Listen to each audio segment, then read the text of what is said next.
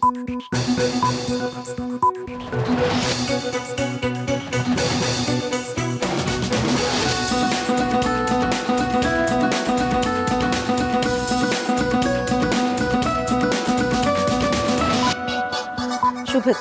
সবাইকে স্বাগত মাছরাঙা রাতের সংবাদে। সঙ্গে আছি খালেদা আক্তার।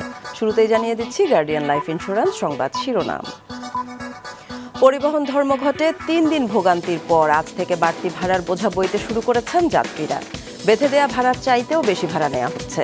সিএনজি চালিত পরিবহনে ভাড়া না বাড়ালেও নেওয়া হচ্ছে একই ভাড়া। বেশি ভাড়া নেওয়া হচ্ছে লঞ্চেও।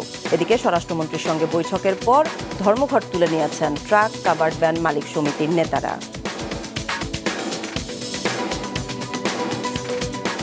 জিয়াউর রহমানের আমলে কথিত অভ্যুত্থানের নামে শতাধিক সেনা সদস্যকে ফাঁসি দেওয়া হয়েছিল। তাদের পরিবার ওই ঘটনার বিচার চেয়েছে। এ দাবিতে আজ মুক্তিযুদ্ধ মন্ত্রণালয় ঘেরাও করে তারা। আগামী 1 ডিসেম্বরের মধ্যে ফাঁসিতে মৃত্যু এবং চাকরিচ্যুতদের তালিকা প্রকাশ করার দাবিও জানিয়েছেন ক্ষতিগ্রস্তরা। তাদের আশ্বস্ত করেছেন মন্ত্রী। কক্সবাজারের কুতুপালং রোহিঙ্গা ক্যাম্পের পাশের পাহাড়ে অস্ত্র কারখানা থেকে আগ্নেয়াস্ত্র ও সরঞ্জাম উদ্ধার করেছে র্যাব। র্যাব জানিয়েছে সেখানে একটি গুহায় অস্ত্র তৈরি করছিল রোহিঙ্গা সন্ত্রাসীরা। অভিযানের সময় দুই পক্ষের মধ্যে গোলাগুলি হয়। 3 রোহিঙ্গা অস্ত্র কারিগরকে আটক করা হয়েছে। এদিকে কক্সবাজারে অপরাধ বন্ধে কঠোর হুঁশিয়ারি দিয়েছেন স্বরাষ্ট্রমন্ত্রী। এবার বিস্তারিত। আজ থেকে বর্ধিত ভাড়ায় চলছে গণপরিবহন, বাস, মিনিবাস। নেওয়া হচ্ছে সরকার নির্ধারিত ভাড়ার দ্বিগুণেরও বেশি। এতে ক্ষুব্ধ যাত্রীরা। সিএনজি চালিত পরিবহনে ভাড়া বাড়াতে নিষেধ করা হলেও তা মানা হচ্ছে না। আরও জানাচ্ছেন মাশরেক রাহাত। 3 দিনে ধর্মঘটের পর সড়কে নেমেছে গণপরিবহন, বাস। এতে স্বস্তি ফিরেছে, তবে ভাড়া বাড়ায় অস্বস্তিতে যাত্রীরা। মহানগরীর মধ্যে ডিজেলে চলাচলকারী বাস, মিনিবাসের ভাড়া কিলোমিটারে বাড়ানো হয়েছে 40 পয়সা। তবে আদায় করা হচ্ছে দ্বিগুণেরও বেশি। যেমন খিলক্ষেত থেকে মিরপুর 12 নম্বরের দূরত্ব 9 কিলোমিটারের মতো। সেই হিসেবে ভাড়া বাড়ার কথা প্রায় 4 টাকা, তবে বেড়েছে 10 টাকা। এখন 40 টাকা, আগে ছিল 30 টাকা। 20 টাকার ভাড়া আমার কাছে 30 টাকা রাখছে। আমি যখন তর্ক ধরছি তখন আমার কাছে 25 টাকা রাখছে। তেলের দাম যত না বেড়েছে, বাসের ভাড়া তার চেয়ে বেশি বেড়েছে। তেলের বাড়তি তো আর বাড়তি হইল না, চাক্কার দাম বাড়ছে, মোবিলের দাম বাড়ছে। প্রায় সব রুটেই একই অবস্থা। নেওয়া হচ্ছে সরকার নির্ধারিত বর্ধিত ভাড়ার চেয়েও বেশি। নেই কোনো শৃঙ্খলা ও তদারকি। এতে ভোগান্তিতে পড়েছেন যাত্রীরা। সরকার কত পার্সেন্ট বাড়ালো, কি পরিমাণ বাড়ালো, এটা প্রচারণার দরকার, একটা চার্ট দরকার। কারণ অনেক যাত্রী এসে জানে না, তারা তাদের মতো করে ভাড়া চাচ্ছে, জোর করে নিচ্ছে। আগে আমার ভাড়া বাবদ লাগতো 50 টাকা, এখন 30 টাকা বেড়ে হয়েছে 80 টাকা। মাস শেষে সেটা দাঁড়ায় 900 টাকা। এখন সেটা আমার জন্য একটা বোঝা হয়ে গেছে। ধর্মঘটের আগে ঢাকা থেকে চুয়াডাঙ্গা ভাড়া কত ছিল? 450 টাকা। এখন কত নিচ্ছেন? 550। একটা টিকিটে 100 টাকা বৃদ্ধি একবারে, এটা বোঝা তো অবশ্যই। আমরা তো জিম্মি, আমাদের তো যেতেই হবে।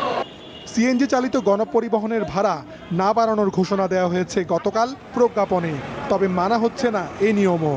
সিএনজি চলে, ভাড়া বাড়াইছো কেন? এখন আমাদের রোডে তো তেলের গাড়িও আছে, আমরা যদি কম নেই তাহলে ওটি তো চলবে না। 5 টাকা কেউ চাইলে দিলে দেয়, না দিলে আর জোরাজোরি কোনো ইয়া নেই। ভাড়া বাড়তি নিচ্ছে তো, ভাড়া বাড়তি। এই উত্তরের ভাড়া আগে 15 টাকা ছিল, 5 টাকা বাড়ায় নিছে, 20 টাকা নিছে। ডিজেলের দাম লিটারে 15 টাকা বাড়ায় মহানগরীতে চলাচলকারী যানবাহনগুলো যাত্রী প্রতি আগের চেয়ে 5 থেকে 15 টাকা বেশি আদায় করছে। দূরপাল্লার বাসে 50 থেকে 100 টাকা বেশি নেওয়া হচ্ছে। মাশরেক রাহাত, মাছরাঙা সংবাদ, ঢাকা। এদিকে প্রায় একই অবস্থা দেশের বিভিন্ন এলাকার দূরপাল্লা আর আন্তজেলার বাস ভাড়ার ক্ষেত্রেও।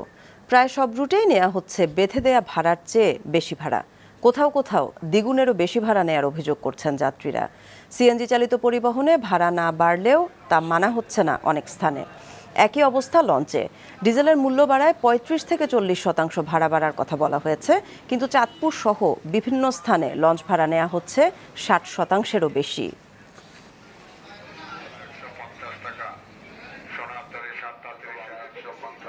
150 টাকার ভাড়া 220 টাকা, মানে একজন প্রতি 70 টাকা বাড়ছে। আমাদের তো কর্ম বাড়ে নাই, কিন্তু আমরা যদি যাতায়াত ভাড়া এত গণি, তাহলে আমরা কিভাবে সাধারণ এই যে জনগণ চলবো? নিম্ন মধ্যবিত্ত ফ্যামিলির লোক বা টুকটাক এখানে যাতায়াত করে, এটা আমাদের জন্য আসলে কষ্টের। সরকার যদি মানুষের প্রতি ইয়ে হয়, অনুভূতি হয়, তাহলে এই সমস্ত ব্যাপারগুলো সমস্যার সমাধান করবে।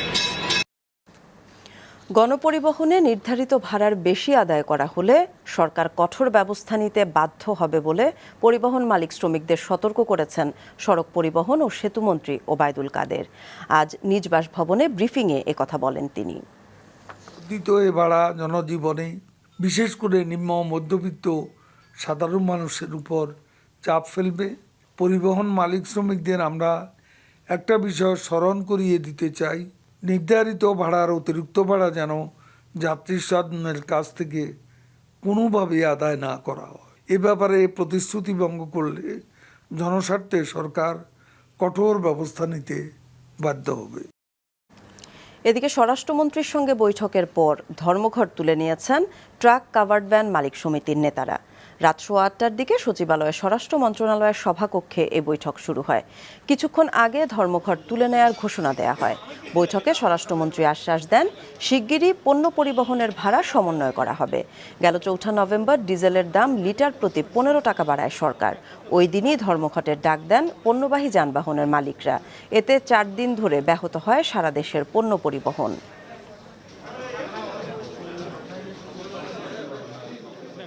টেলিভিশনে বিজ্ঞাপনের রেট কমাতে কোনো বিজ্ঞাপনদাতার অশুভ তৎপরতায় উদ্বেগ জানিয়েছে বেসরকারি টেলিভিশন চ্যানেল মালিকদের সংগঠন অ্যাটকো।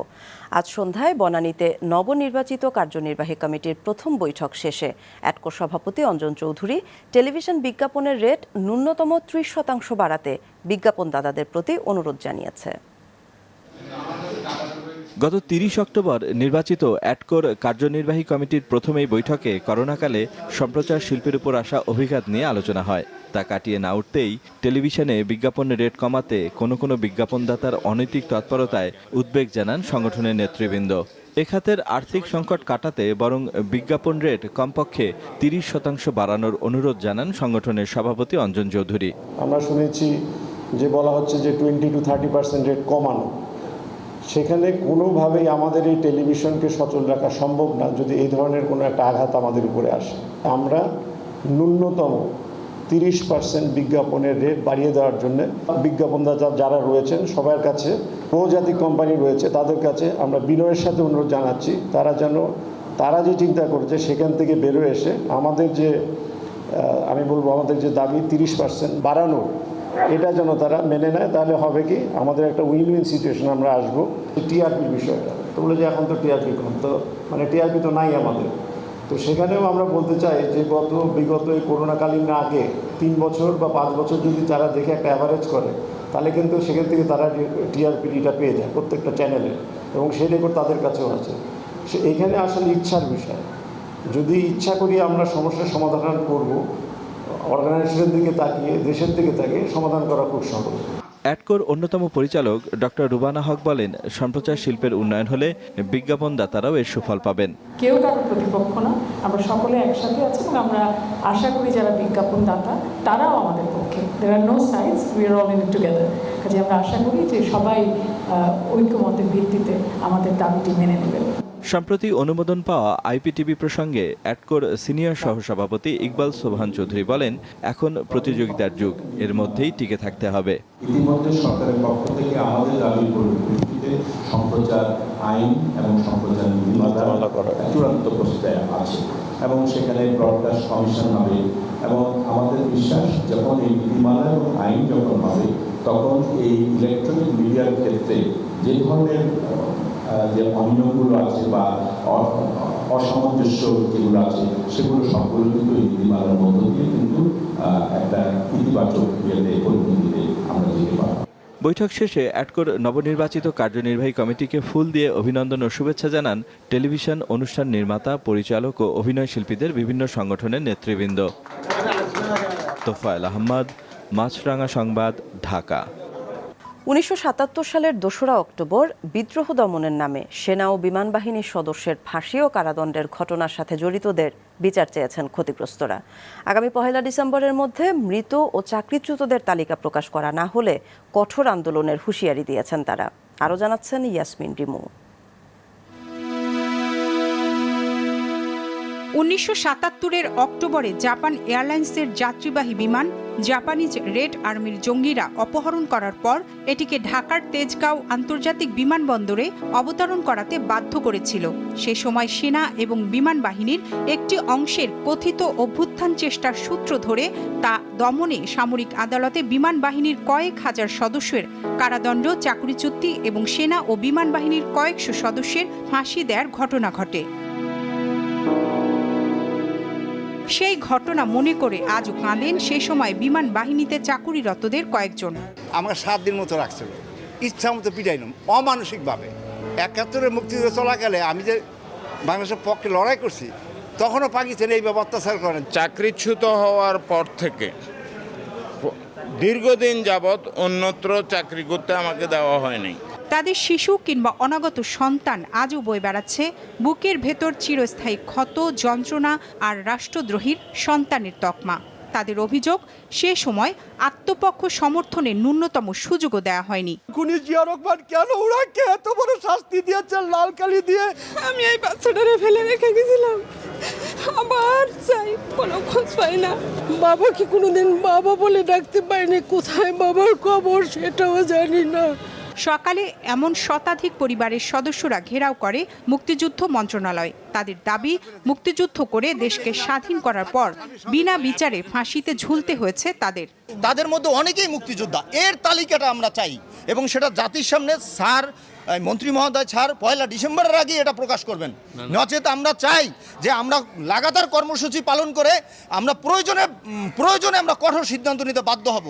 তাদের দাবি দেওয়া শোনেন মুক্তিযুদ্ধ বিষয়ক মন্ত্রী আ.ক.ম মোজাম্মেল হক। মুক্তিযুদ্ধ মন্ত্রণালয়ের পক্ষ থেকে আমার প্রচেষ্টা অব্যাহত থাকবে এবং আমি আরেকবার বলছি, মাননীয় প্রধানমন্ত্রীর দৃষ্টিগোচর করব। কারা করেছে? ওনারা জিয়াউর রহমানের নাম বলেছে। জিয়াউর রহমানের দায়িত্ব কতটুকু ছিল বা সে কি ভূমিকা পালন করেছে সেটাও খতিয়ে দেখা হবে।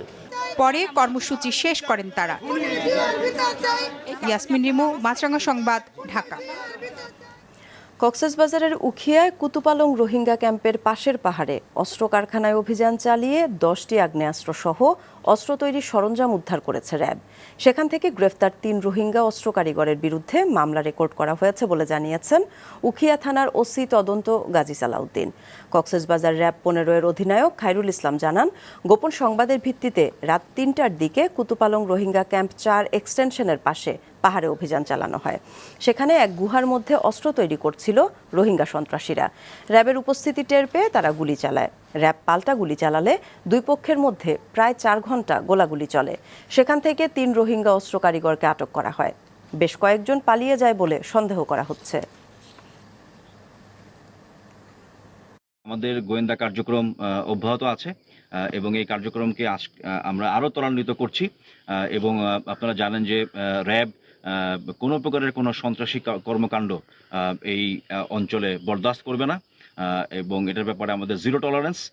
এই সন্ত্রাস, অস্ত্র এবং মাদকের বিরুদ্ধে আমাদের প্রচেষ্টা অব্যাহত রয়েছে। এদিকে কক্সবাজারে রক্তের হোলি খেলা চলতে দেয়া যাবে না বলে হুঁশিয়ারি দিয়েছেন স্বরাষ্ট্রমন্ত্রী আসাদুজ্জামান খান। বিকেলে ট্যুরিস্ট পুলিশের 8ম প্রতিষ্ঠাবার্ষিকীর উদ্বোধন অনুষ্ঠানে প্রধান অতিথির বক্তব্যে একথা বলেন তিনি। কাছ থেকে তারা যেন গুছিয়ে থাকে, তারা এখানে আসেন থাকেন, কিন্তু হানাহানি করলে যদি তারা রক্তপাত ঘটান, দাগের আনা নেওয়া করেন, তাহলে তাদের জন্য আইন অনুযায়ী ব্যবস্থা আমরা অবশ্যই নিতে বাধ্য হব। করোনায় দীর্ঘদিন বন্ধ থাকার পর দিনাজপুরের হিলি ইমিগ্রেশন চেকপোস্ট দিয়ে ভারত থেকে যাত্রী আসা শুরু হলেও যেতে পারছে না বাংলাদেশ থেকে। এতে বিপাকে পড়েছেন রোগী সহ ব্যবসায়ীরা। হিলি প্রতিনিধি হালিমাল রাজির পাঠানো তথ্য ও ছবিতে ডেস্ক রিপোর্ট। করোনায় গেল বছরের 23শে মার্চ হিলি ইমিগ্রেশন চেকপোস্ট দিয়ে যাত্রী পারাপার বন্ধ হয়ে যায়। সংক্রমণ কমলে এই বছরের 16ই মে কার্যক্রম শুরু হয়। বর্তমানে ভারত থেকে পাসপোর্টধারী যাত্রী আসতে পারলেও ভারত যাত্রী না নেওয়ায় বাংলাদেশ থেকে কেউ এ পথে ভারতে যেতে পারছেন না। আমি রংপুর থেকে আসছি ভারতে যাওয়ার জন্য, কিন্তু ভারতীয় চেকপোস্ট এর বন্ধ থাকার জন্য আমার যাওয়া হচ্ছে না। বাচ্চার চিকিৎসার জন্য গেছিলাম, ইন্ডিয়াতে ঢুকছি। যাওয়ার সময় তো বেলাবন যশোর হয়ে ঢুকছিলাম, যাওয়ার সময় কষ্ট হয়েছে। হিলি খোলা থাকলে এত পয়সা করে খরচা হতো না, বাংলাদেশি ব্যবসায়ীরা ভারতে যেতে না পারায় সরাসরি দেখে আমদানিকৃত পণ্যের দাম ও মানের বিষয় নিশ্চিত হতে পারছেন না। এতে প্রায় লোকসান গুনছেন তারা। এই সংকট কাটাতে ভারতের সাথে আলোচনা করে কার্যকর পদক্ষেপ নিতে সরকারের কাছে দাবি জানিয়েছেন ব্যবসায়ী ও ভুক্তভোগীরা। ভারতীয় এক্সপোর্টারদের আমরা ঠিকমতো যোগাযোগ করতে পারছি না। আসলে বিভিন্ন সময় দাম দরের বিষয় কিংবা আমাদের এই পণ্যটা খারাপ ভালোর ব্যাপারটা আমাদের নিজে গিয়ে কিংবা আমাদের প্রতিনিধি গিয়ে এটা শিওর হতে হয় যে পণ্যটার কোয়ালিটি কেমন। এই কোয়ালিটি আমরা না দেখার কারণে অনেক খারাপ পণ্য আমাদের বাংলাদেশে এক্সপোর্ট তারা করছে। আমাদের কাছের বর্ডার হয় হিলি, তো যাওয়ার সময় তো আমরা হিলি দিয়ে ঢুকতে পারি নাই, আমরা যশোর বেনাপোল হয়ে ঢুকছিলাম, তাতে অনেক রাস্তা ঘুরতে হয়েছে। পাসপোর্ট ভিসা করায় আমাকে বেনাপোল বর্ডার দিল। এই বেনাপোল যাতেই আমার খুব কষ্ট আর কি, মানে এই কষ্ট আমি জীবনেও করিনি। হিলি ইমিগ্রেশন চেকপোস্ট দিয়ে ভারতে যাত্রী যাওয়া শুরু না হওয়ায় রাজস্ব আয় থেকেও বঞ্চিত হচ্ছে সরকার। সম্প্রতি আবার যাত্রী আসা শুরু হয়েছে, কিন্তু যাওয়াটা কোনো শুরু হয়নি। আর যাত্রী না যাওয়ার কারণে আমরা প্রায় প্রতিজন যাত্রী থেকে 500 টাকা যে ট্রাভেল ট্যাক্স ছিল ওটা থেকে এখন সরকার বঞ্চিত হচ্ছে। কর্তৃপক্ষ বলছে এই পথ দিয়ে গড়ে প্রতিদিন চিকিৎসা ও ব্যবসা সহ অন্যান্য কাজে গড়ে 500 যাত্রী ভারতে যেতেন। যাত্রী যেতে না পারায় গত 19 মাসে 7.5 কোটি টাকার মতো রাজস্ব হারিয়েছে সরকার। মাছরাঙা নিউজ ডেস্ক। মানিকগঞ্জের পাটুরিয়া ঘাটে ফেরি আমানত শাহকে টেনে তোলা হয়েছে। ফেরির তলদেশ দিয়ে ওয়্যার প্রবেশের পর 5টি বার্জের সাহায্যে এটি টেনে তোলা হয়। এখন ফেরির তলদেশের বিভিন্ন ছিদ্র রাবার ও লোহার পাত দিয়ে সংস্কার করা হচ্ছে। পাশাপাশি পাম্পের মাধ্যমে অপসারণ করা হচ্ছে তলদেশের ফাঁকা অংশের পানি। পরে এর ভেতরে কম্প্রেসার দিয়ে বাতাস ঢুকানো হবে। খেলার খবর। টি-20 বিশ্বকাপে নিয়ম রক্ষার শেষ ম্যাচে নামিবিয়ার দেয়া 133 রানের টার্গেটে ব্যাট করছে ভারত। শেষ খবর পাওয়া পর্যন্ত তারা বিনা উইকেটে করেছে 79 রান। বিশ্বকাপে বাংলাদেশের ব্যর্থতার কারণ অনুসন্ধানে পরিচালক এনায়েত হোসেন সিরাজ ও জালাল ইউনুসের সমন্বয়ে তদন্ত কমিটি গঠন করেছে বাংলাদেশ ক্রিকেট বোর্ড। এদিকে ক্রিকেটার উঠে আসার পথ বিসিবি একরকম বন্ধ করে রেখেছে বলে মনে করেন কোচ মোহাম্মদ সালাউদ্দিন। 2005 থেকে 2010 এই 5 বছর টানা বাংলাদেশ দলে ফিল্ডিং কোচের দায়িত্ব পালন করেন মোহাম্মদ সালাউদ্দিন। একের পর এক ভিনদেশি কোচের ভিড়ে নিজেকে আলাদাভাবে চিনিয়েছেন সেই সময়। এরপর ঘরোয়া ক্রিকেটে যে দলের দায়িত্ব নিয়েছেন সেই দলকেই সাফল্য এনে দিয়ে আলোচনায় ছিলেন সবসময়। গেল 11 বছর বাংলাদেশ জাতীয় দলে অনেক বিদেশি কোচ কাজ করলেও সুযোগ দেওয়া হয়নি সালাউদ্দিনকে। টি-20 বিশ্বকাপে ব্যর্থতার পর নতুন করে আলোচনায় আসেন সফল এই দেশি কোচ। আনুষ্ঠানিকভাবে বিসিবির পক্ষ থেকে দেয়া হয়েছে প্রস্তাব। আমি ধন্যবাদ জানাতে চাই সুজন ভাই এবং সিও সুজন ভাইকে যে তারা আমাকে একটা প্রস্তাব দিয়েছেন এবং বোর্ডে কাজ করার জন্য। প্রাথমিক একটা কথাবার্তা হয়েছে, তো আমি আমার সুবিধা অসুবিধাগুলো বলেছি এবং ওনাদের কথা বলেছেন। ঘরোয়া ক্রিকেটের আয়োজন নিয়ে বরাবরই সমালোচনা শুনতে হচ্ছে বাংলাদেশ ক্রিকেট বোর্ডকে। উইকেট থেকে শুরু করে আম্পায়ারিং সব ইস্যুতেই রয়েছে বিতর্ক। জাতীয় দলের ব্যর্থতার জন্য এসবকেও দায়ী করলেন সালাউদ্দিন। আমার কাছে সবচেয়ে দুঃখজনক যেটা লাগে যেটা হচ্ছে ধরেন আপনাদের 3rd ডিভিশন কোয়ালিফাইংটা বন্ধ হওয়াটা, এটা একটা প্লেয়ারদের জন্য অনেক বড় ক্ষতি হয়েছে। আমার কাছে মনে হয় যে এই ঘরোয়া ক্রিকেটটা আরেকটু সুন্দরভাবে আরেকটু ভালোভাবে নজর দিলে আমার কাছে মনে হয় যে এত যে সমস্যা কোনো সমস্যাই থাকতো না। খুব শিগগিরই সালাউদ্দিনের নিয়োগের ব্যাপারে সিদ্ধান্ত জানাবে বাংলাদেশ ক্রিকেট বোর্ড। জাহিদ চৌধুরী, মাছরাঙা সংবাদ, ঢাকা। রাতের সংবাদ শেষ করার আগে গার্ডিয়ান লাইফ ইন্স্যুরেন্স সংবাদ শিরোনামগুলো আরও একবার। বাস ও লঞ্চে নেওয়া হচ্ছে বেঁধে দেয়া ভাড়ার চাইতেও বেশি, একই অবস্থা সিএনজি চালিত যানেও। ট্রাক কাভার্ড ভ্যান ধর্মঘট স্থগিত। জিয়াউর রহমানের আমলে কথিত অভ্যুত্থানের নামে শতাধিক সেনা সদস্যের ফাঁসি দেওয়ার ঘটনার বিচারের দাবি পরিবারের, আশ্বাস মন্ত্রীর। কক্সবাজারের রোহিঙ্গা ক্যাম্পের পাশের পাহাড়ে অস্ত্র কারখানা থেকে অস্ত্র ও সরঞ্জাম উদ্ধার। অপরাধ বন্ধে কঠোর হুঁশিয়ারি স্বরাষ্ট্রমন্ত্রীর। দর্শক, এই ছিল এখনকার মতো। ফেসবুকে আপডেট পেতে ভিজিট করুন মাছরাঙা টেলিভিশনের পেজে। অফিসিয়াল ইউটিউব চ্যানেলেও যে কোনো সময় দেখতে পারেন আমাদের সংবাদ, প্রতিবেদন ও অনুষ্ঠান। যাবার আগে মনে করিয়ে দেই, করোনা ভাইরাস থেকে বাঁচতে টিকা নেয়াই যথেষ্ট নয়। স্বাস্থ্যবিধি মেনে চলা, বিশেষ করে মাস্ক পরার কোনো বিকল্প নেই। বাইরে বের হলে নিজে মাস্ক পরুন, অন্যকেও পরতে উৎসাহিত করুন। এতক্ষণ সঙ্গে থাকার জন্য ধন্যবাদ সবাইকে।